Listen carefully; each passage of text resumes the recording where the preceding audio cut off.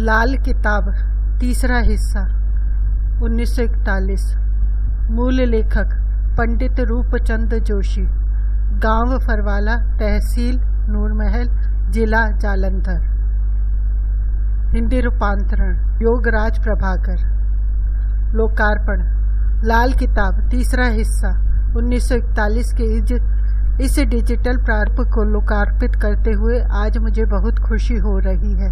यह बात सब जानते हैं कि लाल किताब के 5 उर्दू संस्करणों को एस्ट्रो स्टूडेंट्स ग्रुप ने काफ़ी साल पहले ही लाल किताब के हर एक चाहने वाले के लिए इंटरनेट पर उपलब्ध करवा दिए थे। बाद में इन सब संस्करणों को देवनागरी लिपि में रूपांतरण करने का काम भी मुकम्मल हो चुका है। यह 2 मरहले कामयाबी से पार करने के बाद अब एस्ट्रो स्टूडेंट्स ग्रुप का तीसरा और सबसे अहम काम है पंडित रूपचंद जोशी द्वारा रचित सभी 5 महाग्रंथों को इसके हजारों प्रेमियों के लिए बिना कोई पैसा खर्च किए मुफ्त में मुहैया कराना। इस सिलसिले के शुरुआत की हिमाकत यह नाचीज लाल किताब तीसरा हिस्सा 1941 को इंटरनेट पर डालकर करने जा रहा है। हिंदुस्तान और हिंदुस्तान के बाहर बैठे हमारे बहुत से साथी जी जान से इस ग्रंथ की ग्रंथियों को सुलझाने में लगे हुए हैं, जो यह जानने की कोशिश कर रहे हैं कि लाल किताब में जो कुछ भी लिखा है वो आखिर क्यों लिखा है। इसलिए यह निहायत जरूरी हो गया था कि सबसे पहले लोगों को सही तौर पर यह मालूम हो कि लाल किताब में दरअसल लिखा क्या है। मेरे विचार में क्यों तक पहुंचने की मंजिल को क्या वाली पगडंडी पर चले बिना हासिल कर पाना शायद मुमकिन नहीं। यही वजह थी कि एस्ट्रो स्टूडेंट्स ग्रुप ने लाल किताब के सभी संस्करणों के शुद्धतम देवनागरी लिप्यांतरण के डिजिटल प्रारूप को इंटरनेट द्वारा जनमानस तक पहुंचने का निर्णय लिया है।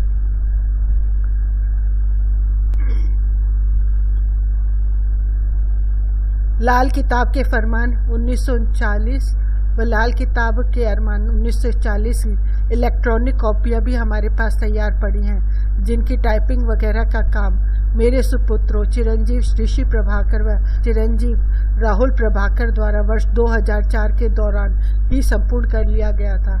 लाल किताब 1942 व लाल किताब 1952 का काम भी तकरीबन पूरा हो चुका है। अगर पंडित जी ने चाहा तो इन सभी ग्रंथों को भी बहुत जल्द लोकार्पित कर दिया जाएगा। हमारा असल मकसद तो दरअसल उस दिन ही पूरा होगा जिस दिन लाल किताब के सभी 5 बेशकीमती मोती प्रत्येक लाल किताब भक्त को बआसानी और बिना कोई पैसा खर्च किए हासिल हो जाएंगे। शायद ये ही महान पंडित रूपचंद जोशी जी को हमारी सच्ची श्रद्धांजलि भी होगी।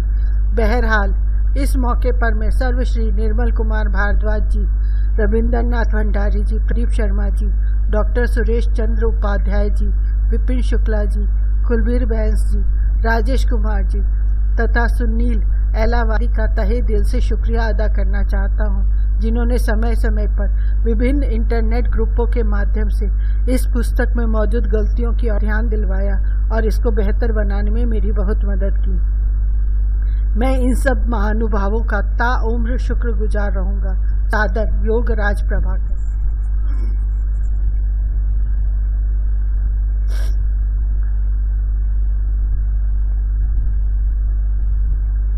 सादर समर्पित लाल किताब के हर एक सच्चे प्रेमी को। सपुर्दम बतो माए ख्वेशरा, तू दानी हिसाबे कमो बेशरा।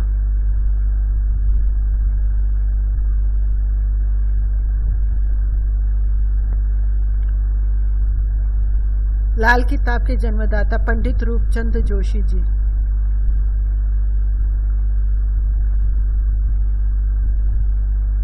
लाल किताब के मूल प्रकाशक शर्मा गिरधारी लाल, निवासी फरवाला। अपील। आज से कुछ साल पहले एस्ट्रो स्टूडेंट्स ग्रुप ने एक ख्वाब देखा था, हर एक लाल किताब प्रेमी तक किताब को शुद्धतम रूप में पहुंचाने का। काम बहुत मुश्किल था, लेकिन सौभाग्य से हमें कुछ ऐसे साथी मिलते गए जिनकी सोच हमारी सोच से मेल खाती थी। इसी सिलसिले में लाल किताब के फरमान 1939 और लाल किताब के अरमान 1940 के लिप्यांतरण के कठिन कार्य का बीड़ा पंडित वेणी माधव गोस्वामी ने उठाया और सफलतापूर्वक उसे पूरा भी किया। अब लाल किताब तीसरा हिस्सा 1941 का जिम्मा हमारे सुपुर्द किया गया है। हमने अपनी तरफ से पूरी निष्ठा और ईमानदारी से इस पर काम किया है। हम इसमें कितने सफल हुए इसका निर्णय तो समय ही करेगा, लेकिन यहाँ मैं एक बात स्पष्ट कर देना चाहूँगा कि इस किताब के प्रकाशन का कार्य हमने किसी आर्थिक लाभ की नीयत से नहीं किया। हमारा मकसद जहाँ जनमानस तक इस ग्रंथ को शुद्धतम रूप में पहुँचाना था। हमारा दूसरा मकसद इस ग्रंथ के जरिए लाल किताब के हर उस प्रेमी तक पहुंचने का है जो कि किसी भी रूप में और कहीं भी इस पर काम कर रहा है। बहुत से लोग अपने अपने तौर पर इस कार्य में जुटे हुए हैं। हम उस बिखरी हुई शक्ति को एक जगह इकट्ठी करना चाहते हैं ताकि इस महान ग्रंथ का प्रचार प्रसार सुव्यवस्थित और योजनाबद्ध तरीके से हो सके। और हम चाहते हैं कि ऐसे सभी लोग एक ही प्लेटफॉर्म पर इकट्ठे होकर इस महान काम को अंजाम दें। हम उन सब महानुभावों को जो कि हमसे जुड़ना चाहेंगे उन्हें हर प्रकार की सहायता का आश्वासन देते हैं। प्रस्तुत पुस्तक लाल किताब तीसरा हिस्सा 1941 के अंत में हमने उर्दू, फारसी एवं पंजाबी भाषा के कठिन शब्दों की जो एक ग्लॉसरी दी है, उसके अतिरिक्त ग्रुप ने इसी पुस्तक में प्रयुक्त लगभग 50 पंजाबी, उर्दू और फारसी भाषा से लिए हुए मुहावरों और लोकोक्तियों के विस्तार पूर्वक विवरण सहित एक बुकलेट भी अलग से तैयार की है, क्योंकि स्थान अभाव के कारण इसे पुस्तक में सम्मिलित करना संभव नहीं था। अतः जिस भी सज्जन को इसकी जरूरत हो वह पत्राचार द्वारा इसे हमसे निःशुल्क प्राप्त कर सकता है। गलती इंसानी फितरत का एक हिस्सा है, इसलिए इस पुस्तक में भी हमारे द्वारा कुछ गलतियां अवश्य हुई होंगी जिनसे हमें अवगत कराना लाल किताब के हर प्रेमी का फर्ज है। हम ऐसी सभी इंगित गलतियों को इस किताब के अगले संस्करण में दूर करने की कोशिश करेंगे तथा उन सब सज्जनों को धन्यवाद सहित नाम भी इस अंक में प्रकाशित करेंगे जिन्होंने इन गलतियों से हमें वाकिफ करवाया है। इसी सिलसिले में हमारी उन महानुभावों से प्रार्थना है कि जिनके पास पंडित जी हाथों विश्लेषण की हुई कोई कुंडली या पंडित जी के संबंध में कोई और जानकारी हो तो वे हमें अपने पूरे पते और टेलीफोन नंबर सहित हमें संपर्क करें ताकि इस जानकारी का लोक कल्याण के लिए समुचित प्रयोग किया जा सके। ऐसा योगदान करने वाले हर सज्जन को एस्ट्रो स्टूडेंट्स ग्रुप सम्मानित करेगा। पंडित जी के तीसरे ख्वाब लाल किताब तीसरा हिस्सा को लोक अर्पित करते हुए मुझे बेहद खुशी हो रही है। मैं इस मौके पर श्री योगराज प्रभाकर और इस किताब के प्रकाशन से जुड़े हुए हर महानुभाव को उनके इस प्रयास के लिए एस्ट्रो स्टूडेंट्स ग्रुप की तरफ से बहुत बहुत मुबारकबाद देता हूँ। यहाँ मैं श्री राजेंद्र भाटिया जी का भी तहे दिल से शुक्रिया अदा करता हूँ जिन्होंने अपने व्यस्त कार्यक्रम से बेशकीमती समय निकालकर इस किताब में पंडित जी के बारे में वो बातें हम तक पहुँचाई हैं जिन्हें जान पाना शायद हमारे लिए कभी संभव न होता। लाल किताब और पंडित जी के बारे में भाटिया जी का यह आर्टिकल एक ऐतिहासिक महत्व की रचना है जो कि लाल किताब के बारे में फैली भ्रांतियों और किंवदंतियों को दूर करने में एक मील का पत्थर साबित होगी। आने वाले समय में लाल किताब के असंख्य प्रेमी इसके द्वारा रोशनी हासिल करते रहेंगे। मेरा दृढ़ मत है कि भविष्य में लाल किताब के शोधकर्ता इसे एक हिस्टोरिकल रेफरेंस डॉक्यूमेंट की तरह इस्तेमाल करके पंडित जी द्वारा बताए गए लोक कल्याण के मार्ग पर आगे बढ़ेंगे। निर्मल कुमार भारद्वाज।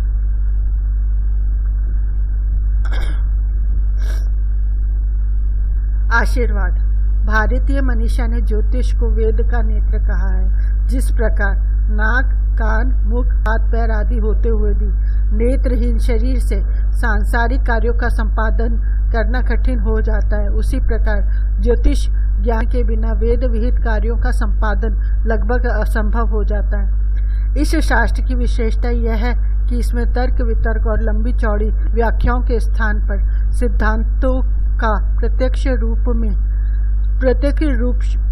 रूप से दैनिक जीवन में उतारा जाता है। शायद यही कारण है कि भारत में समय समय पर ज्योतिष अथवा ज्योतिर्विज्ञान की विभिन्न विधाएं विकसित होती रही हैं। आधुनिक युग में ज्योतिषी की नवीनतम पद्धति लाल किताब का खूब प्रचार प्रसार हुआ है। 20वीं शताब्दी के पूर्वार्ध में इस पद्धति के रचयिता पंडित रूपचंद जोशी जी ने ज्योतिष के गुण रहस्यों को तत्कालीन लोक भाषा उर्दू के जरिए आम आदमी तक पहुंचाने का सफल प्रयास किया। पंडित जी ने ज्योतिष के इस महाशास्त्र को 5 पुष्पों के रूप में प्रस्तुत किया। लाल किताब के फरमान, लाल किताब के अरमान, लाल किताब तीसरा हिस्सा, लाल किताब तरमीम शुदा, ज्योतिष की लाल किताब। इन 5 पुष्पों में तीसरे पुष्प को पंडित जी ने कविता के रूप में लिखा। इसके छोटे आकार के कारण स्नेहवश पंडित जी से गुटका कहते थे। ज्योतिष के रहस्यों को समझने के लिए पंडित जी ने फरमान और अरमान को एक साथ पढ़ने का आदेश दिया। अपने इस तीसरे ग्रंथ में पंडित जी ने एक प्रकार से फरमान और अरमान के रहस्यों को खोलने का सफल प्रयास किया है।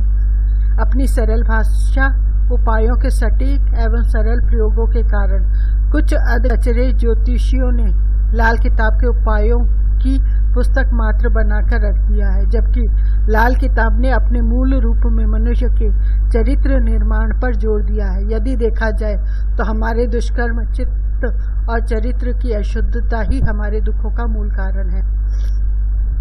किसी विद्या के रहस्य को जानने के लिए उसे मूल रूप में पढ़ना आवश्यक है।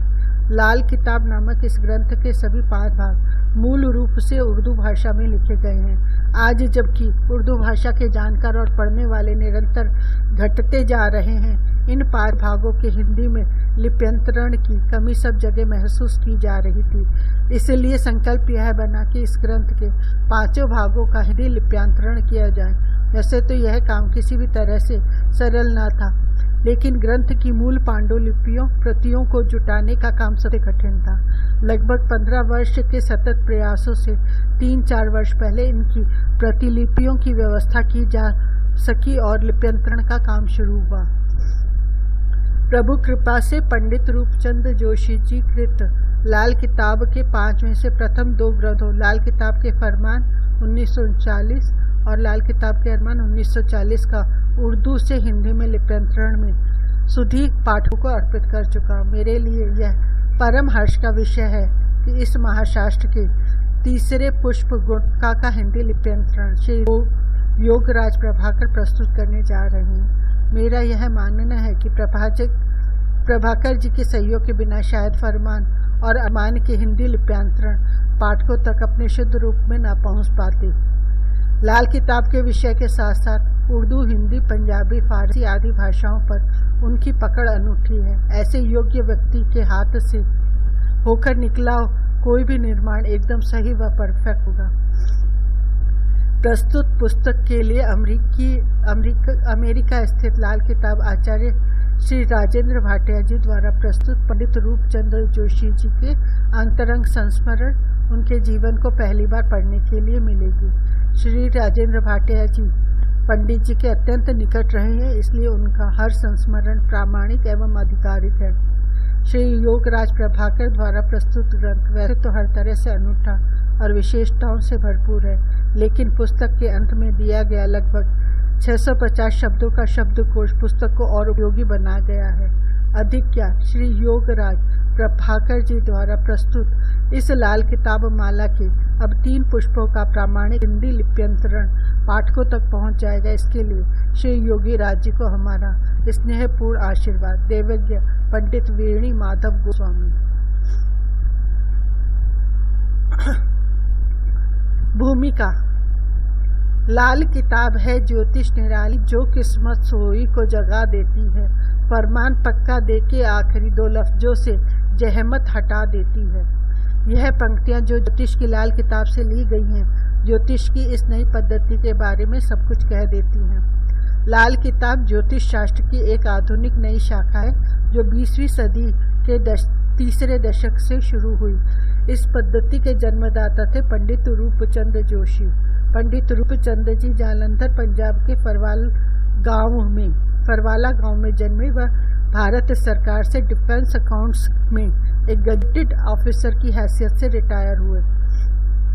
इस अनूठे ज्योतिष लाल किताब का ज्ञान उन्हें दैविक शक्ति द्वारा मिला। उसी ज्ञान को आगे बढ़ाते हुए पंडित जी ने अपने जीवन के अंतिम दिन तक कभी बिना कोई फीस लिए हजारों लोगों की कठिन समस्याओं को लाल किताब ज्योतिष की मदद से हल किया। जैसा कि ऊपर लिखा है, लाल किताब एक बिल्कुल अनूठी तरह का ज्योतिष है। भारत में प्रचलित ज्योतिष को वैदिक ज्योतिष के नाम से जाना जाता है। सदियों से चलते आ रहे इस ज्योतिष को आम आदमी के लिए सीखना व समझना आसान नहीं।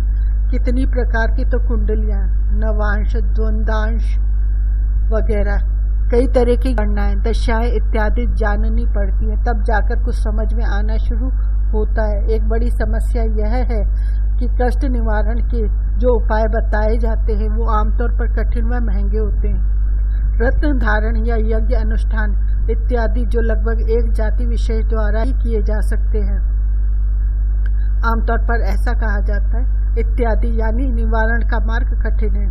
कौन जानता है जो रत्न आपको हजारों रुपए में बेचा गया है वो असली है भी या नहीं इत्यादि। तो अब एक साधारण व्यक्ति समस्या निवारण के लिए क्या करे? इसी सवाल को पंडित रूपचंद जोशी जी ने लाल किताब ज्योतिष पद्धति के जरिए हल किया। लाल किताब के तरीके को संक्षिप्त में देखने से पता चलेगा कि लाल किताब में सिर्फ जन्म कुंडली ही बनाई जाती है जो प्रचलित ज्योतिष के अनुसार बनती है। बस एक ही अंतर है कि लग्न में जो भी राशि हो वहाँ मेष लिख दिया जाता है पहले घर में। हमेशा मेष राशि ही क्यों होती है, इसके पीछे क्या तर्क है? इसका जवाब लाल किताब का व्याकरण पढ़ने से पता चल जाएगा। वह क्रम से सभी घरों के आगे के अंक लिख दिए जाते हैं, पर ग्रहों की स्थिति नहीं बदली जाती। कुंडली के हर घर व ग्रह के लिए कारक वस्तुएं निश्चित कर दी गई हैं, जिसका असर जातक व उसके परिवार पर होता है। यही नहीं, जातक के घर व उसमें रखे मवेशी, पालतू जानवर, पेड़ पौधे व घर का अन्य सामान इत्यादि सभी का असर जातक पर होता है। हर ग्रह का प्रत्येक घर में नेक, शुभ या बद, अशुभ असर हो सकता है। सभी ग्रहों की अच्छी या बुरी अवस्था में होने वाली निशानियां भी लिखी गई हैं या उनकी ओर इशारा कर दिया गया है, जिससे यह फैसला दो लफ्जी में यानी केवल दो शब्दों में हो जाता है कि क्या ग्रह शुभ असर का है या अशुभ असर का। उदाहरण के तौर पर यदि किसी का सूर्य एक विशेष घर में नीच हुआ बैठा हो, तो यदि ऐसा व्यक्ति मांस मदिरा का सेवन करता हो तो उसका लड़का बीमार ही रहेगा। ऐसा होने से केवल दो शब्दों से ही आपको सूर्य की हालत का इशारा मिल गया। उसके निवारण के लिए दिया गया उपाय कर देने से लगभग फौरन लाभ मिलता है। लाल किताब के उपाय के उदाहरण देखिए। बारिश का पानी एक बोतल में भरकर घर में रख ले या भूरी चींटियों को दलिया डाले इत्यादि। यह उपाय महज टोटके नहीं है, पर कुछ अकल के पीछे लाठी लेकर घूमने वालों ने इन्हें टोटके कह डाला व लाल किताब के टोटके नाम की किताबें तक लिख डाली। लाल किताब के उपाय बहुत ही वैज्ञानिक ढंग से ग्रहों के कारक व उन घरों जिनमें यह ग्रह बैठे हैं वह दूसरे असूलों के अनुसार बनाए गए हैं। अक्सर यह उपाय जादू जैसा असर दिखाते हुए पाए गए हैं। पंडित रूपचंद जी ने केवल वे उपाय लिखे जिससे बचाव ही किया जा सकता है, पर किसी का बुरा नहीं। लाल किताब में बहुत प्रकार के ग्रह प्रकोपों से बचने के उपाय दिए गए हैं, लेकिन इसका यह मतलब न लिया जाए कि इसमें हर समस्या का समाधान दिया गया। लाल किताब में शुरू में ही कहा गया है कि बीमारी का इलाज तो बगैर दवा के भी है, मगर मौत का कोई इलाज नहीं। यह दुनियावी हिसाबी किताब है, कोई दावाए खुदाई नहीं, क्योंकि आपको अपने संचित कर्म फल अच्छे या बुरे तो भोगने ही हैं। उपाय के जरिए आप अपना किसी हद तक बचाव कर सकते हैं। बुरे ग्रह के असर को कम किया जा सकता है, पर पूर्ण रूप से हटाया नहीं जा सकता। और जो ग्रह फल के हैं उसका तो कुछ भी नहीं किया जा सकता। यदि हम अपने पूर्वजों द्वारा संचित धन व संपत्ति भोगने के अधिकारी हैं, तो उनके द्वारा संचित पापों को भी तो भुगतने की जिम्मेवारी हमारी ही है। वह कर्म फल भी हमें भोगना ही है। यहाँ यह कहना बहुत जरूरी है कि कई ज्योतिषी अंधाधुंध लाल किताब के व्याकरण को समझे बिना सभी ग्रहों के उपाय करवा देते हैं, जिससे अनजाने में शुभ फल देने वाला ग्रह अशुभ फल शुरू कर सकता है या अपना अच्छा असर देना बंद कर सकता है। मान लीजिए यदि कोई डॉक्टर किसी मरीज को सभी बीमारियों की दवाई या एंटीबायोटिक पिला दे, तो क्या होगा? जो बीमारी ना भी हो उसके बैक्टीरिया जिस्म में पैदा हो जाएंगे, या जिन बैक्टीरिया की इंसानी जिस्म में ज़रूरत है उनकी दवाई पीने से समाप्ति हो सकती है, जिससे कोई और नई बीमारी शुरू हो जाने की संभावना है। इसलिए इस पद्धति को समझे बिना टोटकाबाजी जातक के लिए नई उलझन पैदा कर सकती है। यह नियम तो प्रचलित ज्योतिष में भी पूरी तरह से लागू होता है। यदि आप बिना मतलब नीला, मूंगा, हीरा, पुखराज इत्यादि पहन लेंगे तो आपको नुकसान पहुंचना निश्चित है। यही नहीं, एक और महानुभाव इंटरनेट के जरिए अपनी लाल किताब ज्योतिष की दुकानदारी चला रहे हैं। वह उर्दू की लाल किताब को एंशिएंट उर्दू यानी पुरातन उर्दू की किताब बता रहे। लाल किताब में से बृहस्पति का पृष्ठ दिखाते हैं। वह यह दावा करते हैं कि उनके पास आर्कियोलॉजिकल सर्वे ऑफ इंडिया का प्रमाण पत्र है कि उनके वाली लाल किताब कई 100 वर्ष पुरानी है। लगता है उनके लिए उर्दू भाषा रूपी मिठाई कई 100 साल पहले ही बांट दी गई थी। बाकी की आम जनता को उर्दू कुछ एक सदियों के बाद में रिलीज की गई।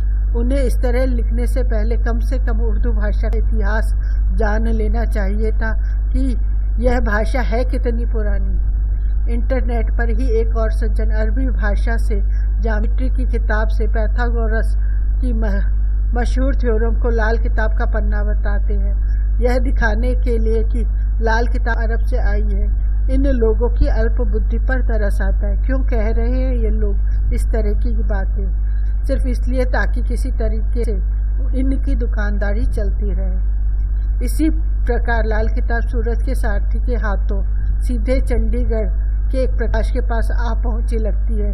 उन्होंने लाल किताब का हिंदी भाषा में एक ऐसा घटिया अनुवाद किया कि आम आदमी चाहते हुए भी किसी किताब की ऐसी दुर्गति नहीं कर पाएगा। प्रस्तुत पुस्तक लाल किताब तीसरा हिस्सा मूल रूप में सन 1941 में प्रकाशित की गई। पहली 2 पुस्तकें लाल किताब के फरमान 1939 में और दूसरी किताब लाल किताब के फरमान 1940 में छपी थी। फरमान में लाल किताब की नींव अर्थात सामुद्रिक शास्त्र व हाथ की रेखाओं का अधिक वर्णन किया गया। अरमान में जन्म कुंडली का विवरण किया गया व फरमान की किताब का संदर्भ देते हुए सामुद्रिक हस्तरेखा व जन्म कुंडली को मिला दा गया।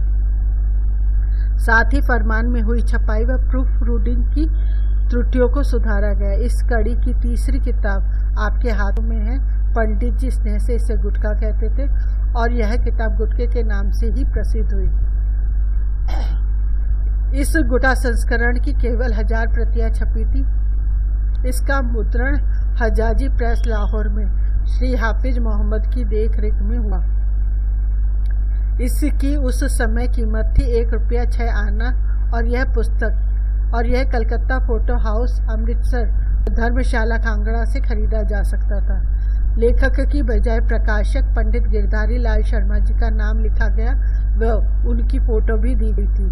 कुछ प्रतियां बेचने के लिए दी गई व अन्य पंडित रूपचंद जी ने अपने निकट मित्रों के लिए व जिस किसी को इसके काबिल समझा उन्हें मुफ्त देने के लिए रखी। इसमें केवल जन्म कुंडली पर ही जोर दिया गया है। कुंडली के बाल रहकर उनकी विशिष्टताएं, नवग्रह व उनका प्रत्येक घर में प्रभाव, एक ही घर में एक से अधिक ग्रहों के विवरण इत्यादि दिए गए हैं। इसी किताब में पहली बार लाल किताब के अनुसार वर्ष फल बनाने की बहुत आसान विधि दी गई। इस पुस्तक में एक और पहल की गई है। कई घरों व ग्रहों का वर्णन कविता के रूप में किया गया है।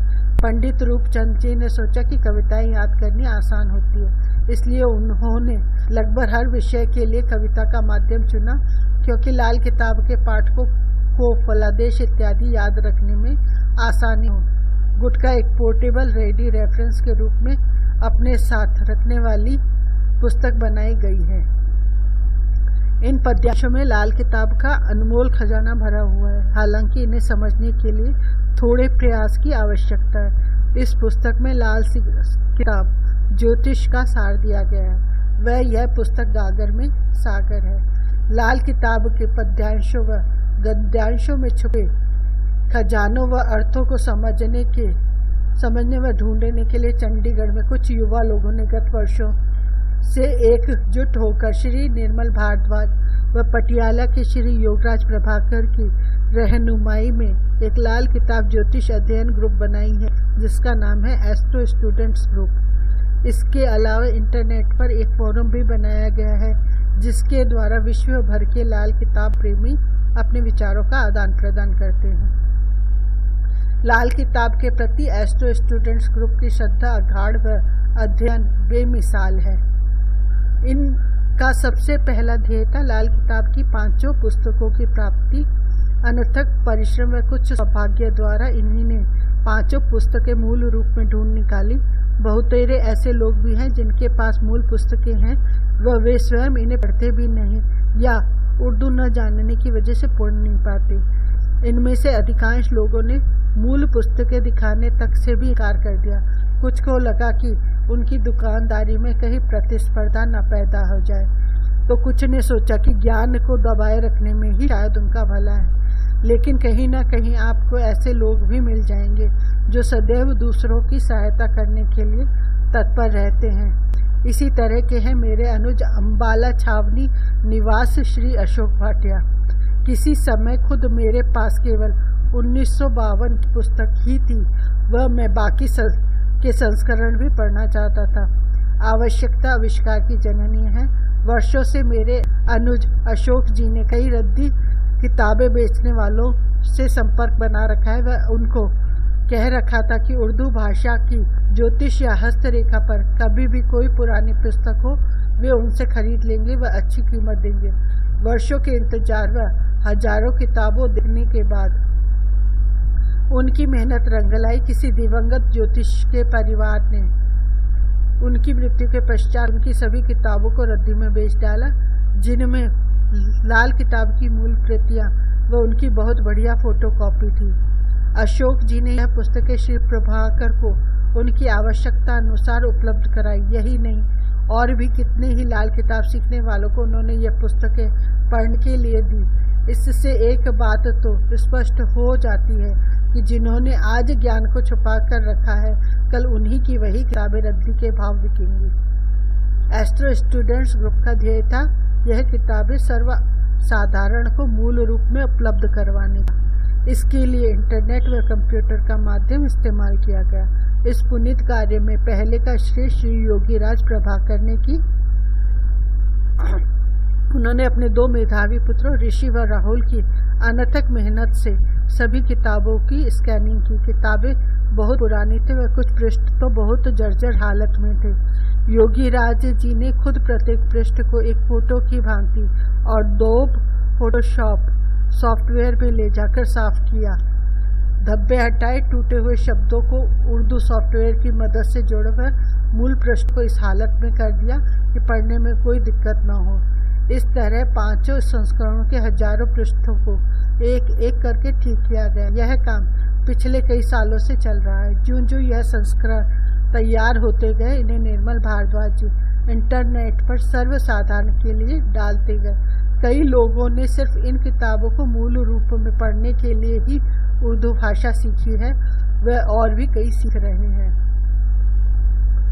एस्ट्रो स्टूडेंट्स का अगला कदम है इन किताबों का यथाशक्ति त्रुटिहीन हिंदी लिपि अंतरण, ताकि जो लोग उर्दू नहीं पढ़ सकते उन्हें मूल ग्रंथ पढ़ने की सुविधा हो जाए। अब तक की मिलने वाली हिंदी में अनुदित लाल किताब की दुर्दशा तो हम देख ही चुके हैं। यह सोचा गया कि मूल पुस्तक जिस तरह पहले छपी थी, बिल्कुल बिना किसी भी फेरबदल के उसी तरह हिंदी लिपि में तैयार की जाए।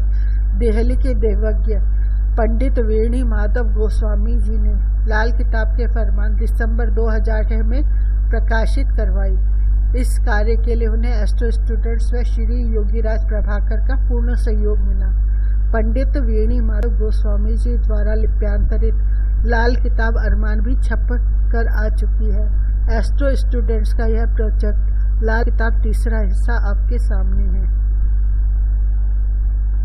लाल किताब 1941 के रूपांतरण व प्रकाशन के सिलसिले में एक प्रतिभाशाली तरुण का जिक्र विशेष तौर पर करना चाहूँगा, और वह है श्री योगीराज प्रभाकर का होनहार सुपुत्र राहुल प्रभाकर। राहुल ने लगभग 6 वर्ष की आयु में ही कंप्यूटर के बारे में सीखना शुरू कर दिया। वह 10 वर्ष की आयु में एक वेबसाइट भी तैयार की, जिसके लिए उसे 11,000 रुपये का पारिश्रमिक भी मिला एवं ट्रिब्यून, इंडियन एक्सप्रेस इत्यादि में उसकी तस्वीरें छपी। उन्हीं दिनों उसने उर्दू भी सीख ली। वह कंप्यूटर के जरिए उर्दू की टाइपिंग की। प्रस्तुत पुस्तक लाल किताब तीसरा हिस्सा को राहुल ने लगभग अकेले ही उर्दू से हिंदी में लिप्यांतरण व टाइप किया है। बाद में इनकी प्रूफ रीडिंग श्री प्रभाकर व श्री भारद्वाज ने की। इस किताब को निकालने की मुख्य प्रेरणा स्रोत हैं श्री निर्मल भारद्वाज एवं चंडीगढ़ के एडवोकेट श्री कुलबीर सिंह बैस व एस्ट्रो स्टूडेंट्स के अन्य सदस्य। हिंदी जानने वाले जो लोग उर्दू सीख रहे हैं वे इंटरनेट से उर्दू की किताबें पढ़ सकते हैं। वह हिंदी की इस किताब को सामने रखकर उर्दू भाषा सीखने के काम को आसान बना सकते हैं। इस हिंदी लिप्यांतरण में पृष्ठ संख्या व पंक्ति संख्या लगभग बिल्कुल उसी तरह लिखी गई हैं जैसे कि मूल पुस्तक में थी। यही नहीं, हर एक पंक्ति में अक्षर भी उतने ही हैं जितने कि मूल ग्रंथ में। आज गुरु पूर्णिमा के दिन मेरा व सभी लाल किताब प्रेमियों की तरफ से उस महापुरुष को शत शत प्रणाम व एस्ट्रो स्टूडेंट्स को इस ऐतिहासिक कार्य पूर्ण करने के लिए हार्दिक बधाई। राजेंद्र भाटिया।